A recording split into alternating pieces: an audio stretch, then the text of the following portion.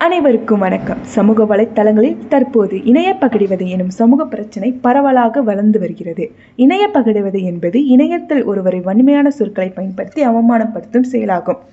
இணைய பகிர்வதை ஒருவரின் மனநலத்தை பாதிப்பதுடன் தற்கொலை போன்ற கோர விளைவுகளையும் தூண்டுகிறது. டிக்டாக் ஈஷா அவர்களின் இழப்பும் இதற்கு சான்றாகும். இந்த பிரச்சனை தனிநபரை மட்டுமின்றி சமுதாயத்தையும் பாதிக்கிறது. முதலில் சமூக ஒற்றுமை மற்றும் சமூகத்தின் மீதான நம்பிக்கையை சீர்குலையும். எடுத்துக்காட்டாக, இவர் சரி இவர் பிழை என்று குழுக்களாக பிரிந்து வீண் வாக்குவாதத்தில் ஈடுபடுவர். அது மட்டுமின்றி இணைய பகிர்வதினால் தவறான அவதூறுகள் பரவுவதால் தகவல் பரிமாற்றத்தின் நம்பகத்தன்மை குறைகிறது. தொடர்ந்து இணையத்தில் பகிர்வதை கண்டும் காணாமல் போகும் கலாச்சாரம் சமுதாயத்தில் மனிதநேயத்தை குறைப்பதுடன் குற்றச் செயல்களையும் அதிகரிக்கிறது. இத்தகைய தீமைகளை தரும் இணைய பகிர்வதை தடுக்காமல் இருப்பது ஏனோ?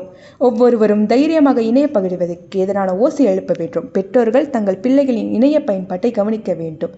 அரசாங்கம் இணைய பகிர்வதற்கு எதிரான விழிப்புணர்வு முகாம் மற்றும் சட்டங்களை மேம்படுத்த வேண்டும். எனவே தீயினால் சுட்ட புண் உள்ளாரும் ஆறாது, நாவினால் சுட்டவடு என்பதனை உணர்ந்து இணைய பகிர்வதை ஒழிப்போம். நன்றி.